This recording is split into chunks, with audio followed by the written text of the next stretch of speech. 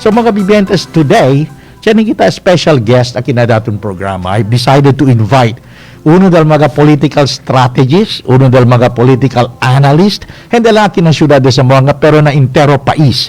Sabi to, el temprano pa, mucha ta pregunta kumingol diato mga pariente na Amerika, como si Auntie Clarissa, si Ninang Chat también, and lo demás alina Las Vegas na California, including New Jersey. Kim bagat si Arman Din Nokum. Sambuanggenyo daw EV-logger setup pa di kita mira na television every now and then. Mucho mga media kompanya grande-grande na Manila ta imbita kunele ta PDL di si opinion si Cosa bagayot ta sintile el pasa kun estos daton mga kandidato para man update tamin kanatun ele unsa buanggenyo de manikaan hados sa TV mga bibientes takia live via Zoom na diaton programa El Cuentas Claras El Popular si Arman Din Nokum na Cuentas Claras for today. Good morning contigo, Arman. Buenos dias, Ninong Herbie. You are the Ninong of my wedding. ¿Qué tal tú? I'm very happy. You're doing very, very well and you're keeping people informed and updated for them to be guided accordingly in as far as this number of candidates who have presented themselves and wants to serve the public in these forthcoming elections. No? Tell us, dali daw to kanamon LDTU opinion tamen man acerca ko sa tapasa especialmente focusing on the presidential candidates. As of yesterday, tiene otro ya aumenta si Senador Bato, kay Corredo tamen le presidente and mucho maga spekulasyon. Baka tiene daw maga switching liga na ultimo. Kindly give us LDTU gane también opinion, LDTU analysis kus what's happening now. Gracias, Congressman. Pero una, dali ano greetings, buenos dias, con el día atong mga bibentes de Zamboanga. Tanisya ko con ustedes que 2 years ya yo no puede volver allí. Y alegre también yo con Congressman Herbie Pabian antes uno también yo del cuando bata pa tampalo con el Amor con Amor se paga program di suyo, Cuentas Claras. Among all my interviews, this is one of the most cherished one dahil aquí pwede yung kubersa kayo at Zamboangueño for the first time. So I'm really honored to be here. Akel, anday kita na question dito you, Ninong. You are the Ninong in our wedding, Jack, alin na Zamboanga. And filing the Bato, this is really a clear indication that Sara will substitute Bato before the November 15 deadline. Kaya may makosa pa yung file si Bato, may makosa perde kunele kaya 3 years pa rin siya na Senate, so okay lang kumutahuga-hugaran sila kanaton and tausa sila akal playbook di Duterte akal yamirto ayer bin dol Xerox kayo bin manada niya mga boost di Sara, manada niya mga followers di Sara na filing del COC pero no ay si Sara. So the same way kung Digong del 2015 yang file di suyo COC as mayor, no ay man file as president, espera mga gente. So the same kung Sara. So all of this to keep the conversation going para hasta 15 kita todo kwento kita. So Ninong el trabaho del mga strategies pati del mga PR ka trabaho diamond to sustain the conversation, to sustain anticipation ara pimi pa kita tang na konversasyon diaton, pimi pa kita tang kwento and kung ba si Sara man substitute ba o hindi. Pero siya file pwede man end lang ayan storya kung sa pasa kun Manny Pacquiao yan end ya after filing, kung Ping Lacson yan end ya after filing. So pero si Isko sige pa konversasyon pati si Lenny kaya siyempre kumuta mira kita doon yung provoke si Lenny para to bring attention to herself kasi el pinaka duele na un PR o campaign PR or campaign strategies aquel yan palya dito kandidato el Juan, el COC, kabar, ulbida contigo mga gente. You're not part of the conversation anymore. Delikado kel, baka perde tu. Ahora, Arman, hasta time del election. Arman, quiero preguntar contigo, esa estrategia de Bato, de Sara o el grupo de kanda Presidente Digong, it worked for the President the last time. Pero al mga gente, Aura, otro ta pensa taman, do you think it will have a negative effect? Yes, very good question, Then negative effects because antes, igual aquel mga joke, aquel mga sayaw-sayaw del mga bata de Duterte, aquel joke about Jesus Christ, aquel Pope. Tare lang mga gente, mga bastos mga mujer, tare lang. Kaya the time was okay.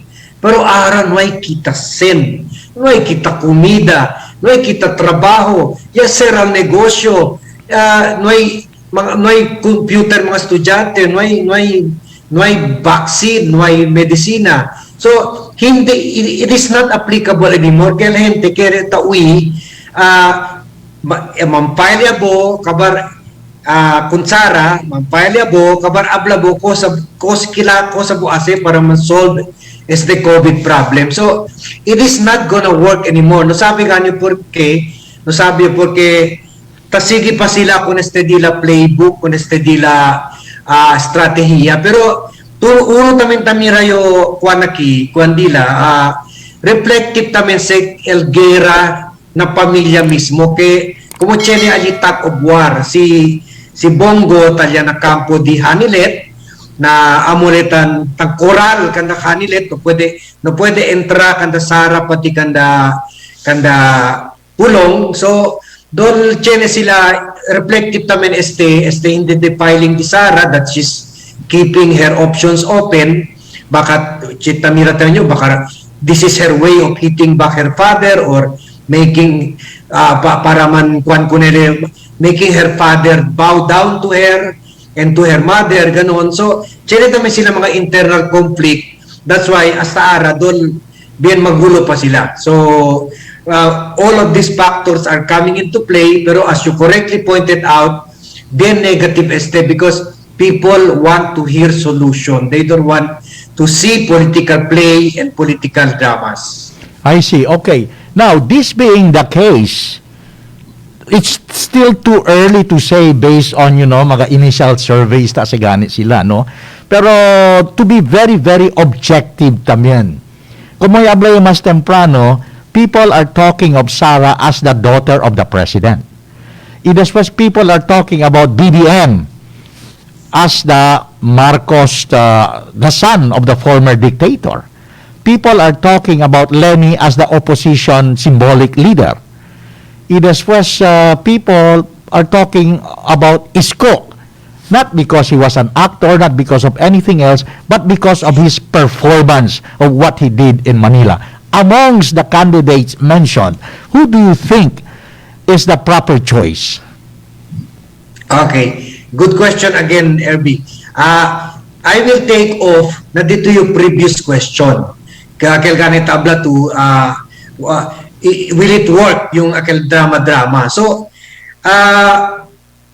and being objective about it, chene yun na vlog antes, tabla, chene sila campaign kwan, estratehiya, como, who's your daddy? Di ba, chene kansion antes, who's your daddy? So, amo kanikal tabla to. Si Bongbong is running on the campaign agenda. My father did this, my father did CCP, then my father did Maharlika Highway, my father did the Heart Center. And then si Sara tamen, my father did EJK, my father did Build.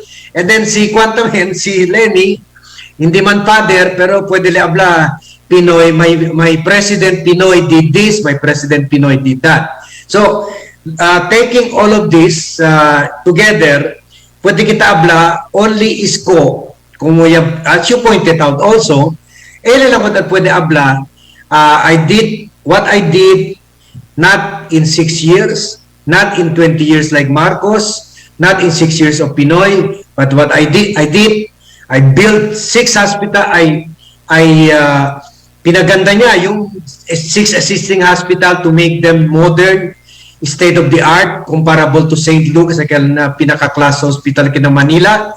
Libre mga MRI, libre ang mga ekwipahe, todo. Kabarta kaya asi pale 7 field hospital de COVID, and then build another 8 hospital. So, libre. 22 million niya yung COVID, ang population, yan vaccine, ang population de Manila, 1.5 lang. Kabar, ya dali na 300,000 computers and laptops, kung mga estudyante, tiene sila kumida, kaya ayuda, hindi sen lang, pati tiene kumida, tiene allowance ng mga seniors, solo parents, PWDs. So, eli lang siya in 2 years and on his own merit. So, cosa se pasa, ya fight of messaging or tatalama kami mga PR, fight of narratives. So, di ken istorya el bien convincing, di ken istorya, dali ko nel gente, como sample ba? Kung si buta kita kung Sara, kita sali.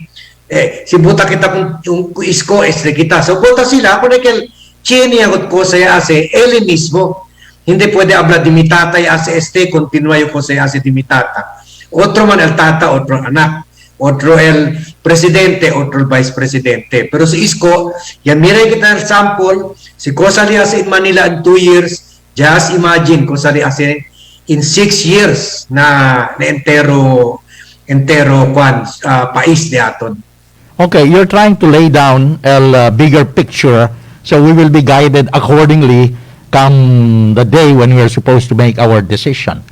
Well, sabi to Arman, you know it very well. I think you know better than us here. Kaya it's not easy to be running a campaign without the necessary logistics, di ba?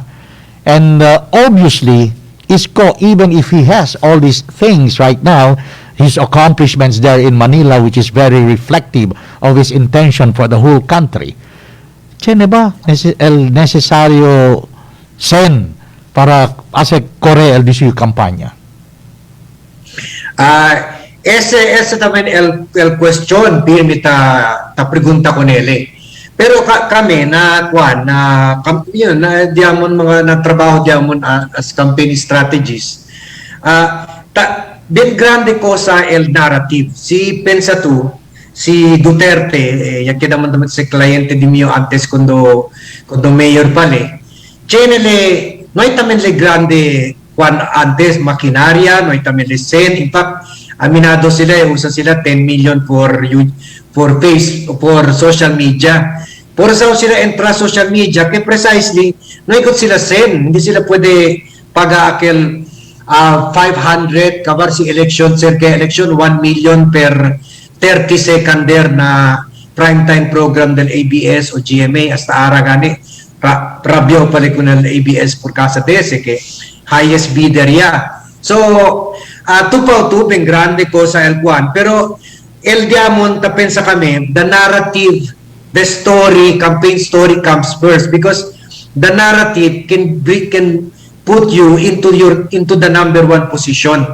And then si number 1 position niya to na survey, 1 or 2. Como si Duterte, di ba, Chenekel, bilyonaryo kino Manila, one of the richest taipans in the country, uminta pa 1 billion kunele towards the end ya, pero yan turn down nila, kisabi ni ganaw yale. So, sigurista mga negosyante, mga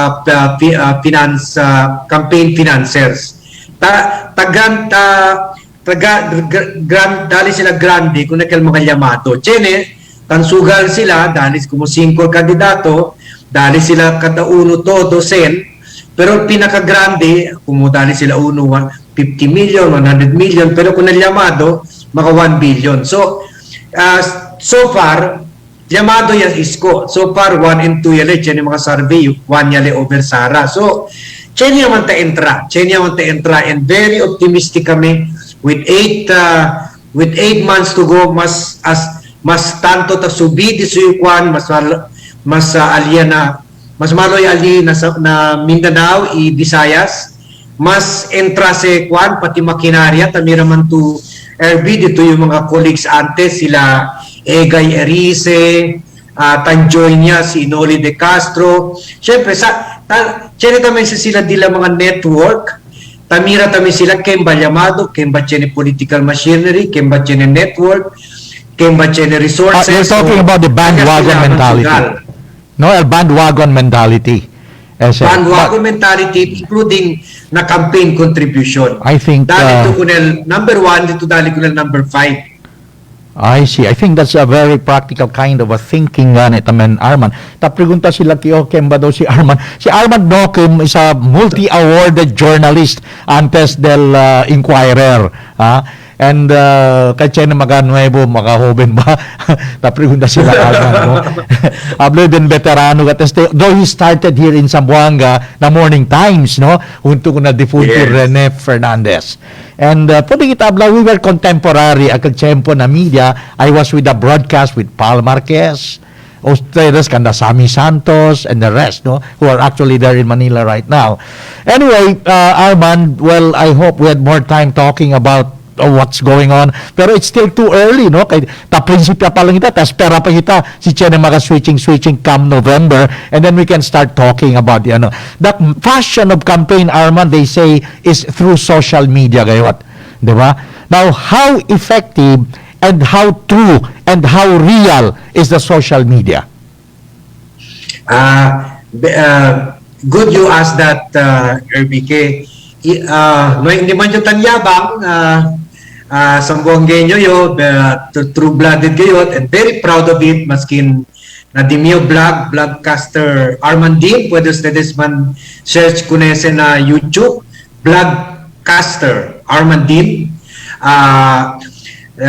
Ben proud ko jo, aliyoya Salina Sambuanga, aliyoya idol Dimio si RB, por eso yung succeed na media, pati si Councilor Jimmy Cabato na estudya lang yun dila style of journalism, including Dimio idol si Rene Fernandez.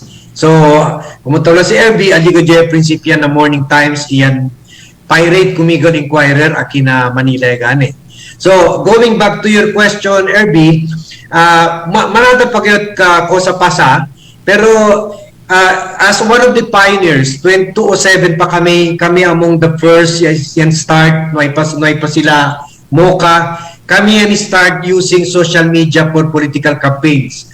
Experimental, may man course, major course sa social media political campaigning 101, why? So puro experimental kami una 2007, 2010 campaign niya hasta Aura. So antes pa yung tabla 2010, social media will be the main instrument for campaigning in the future.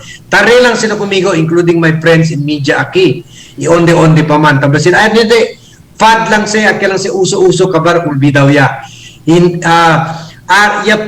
2019, yakeda ko sa deberasan, Duterte prove everything wrong. Everyone wrong. Kaya assumption kay hindi effective on social media.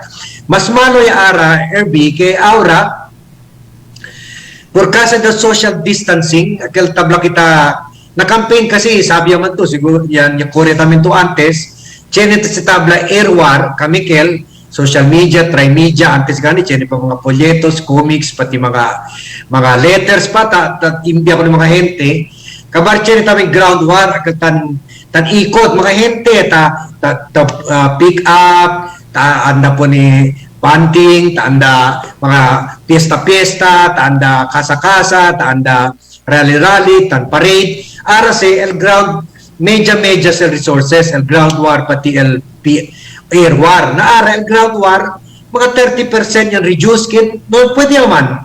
No pwede kami na por casa del social distancing. No pwede kami na kuwi kuntigo dito barangay o kuwi kuntigo dito yung mayor.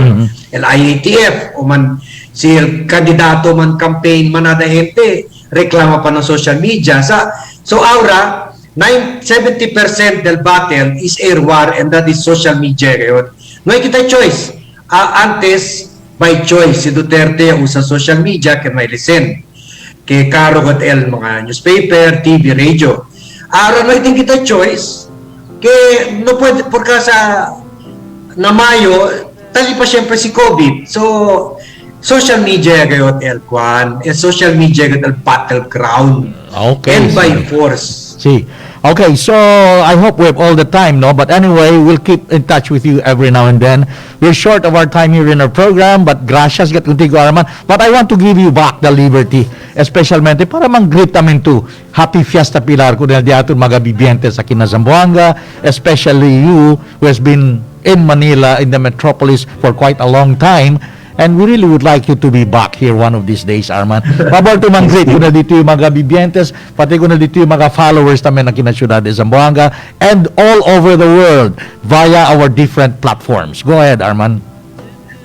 Una, Congressman, gracias kayo, bin alegre ko que bin sabroso at kami conversa. Bin sabroso conversa sa Buangueño, mas maloya sa sinaun show. Como na imidya kuan lang yung antes, tan follow lang yung antes tan kuan ay follow my news about Zamboanga. May man perde din yung ties na Zamboanga. Chene pa yo syempre casa ali na Manikaan, chene yung cacao farm ali, chene yung farm de saging. 2 years na yun nagpade-bisita por casa de COVID, kay comorbid yaman yo, chene operated heart. Tanmis ko dyan ko na Zamboanga, kaya antes mga tries a year kami tabon, medyo katali pa din yung mga parientes na Manikaan pati na Santa Maria. Mag-greet lang yung Udiminana. Si Aida Nokum, ayun na Manikaan, kasabi yun, tampalo tamin ng media. Mga hermano din mo si Joey Nokum, Alan Nokum, pati si Gail Nokum. Ito doon na Zamboanga, especially Aura Era, mga champions na tabolbi kami ng Zamboanga por casa del Fiesta Pilar. Pero ahora bien triste yo que no puede volver. Pero lang, conversa lang yung Chabacano y di mio ninong, di mio idol, desde antes hasta ahora. Invita conmigo, grande cosa conmigo. Que ben ahora, bien cuando yo, bien again, broken hearted that I cannot visit my farm, I cannot visit my family. I've been homesick you. And just talking con ustedes na Zamboangueño is cielo ya kayo. Heaven to me. Okay, Thank you very sige. much, Emilia, and thank you very much, Ninong Erwin. Okay, thank you very much and more power to you, Arman. Thank you and keep safe, Arman, ha? Okay, thank you. Yes, ustedes también todo. Okay, sige. So, mga Buenos bibientes, días. magasuki ipalangga el diatun bisita para este dia si Arman Din Nokum, un political strategist, political analyst also, and we're proud of him because he's a Zamboangueño. Sa lahat ng viewers ni Din Arman Nokum, subscribe kayo rito sa vlogcaster Din Arman. At mag-iingat po kayo mga kababayan, always keep safe and practice physical distancing. May awa ang Diyos, makararaos din po tayo sa pandemya nito.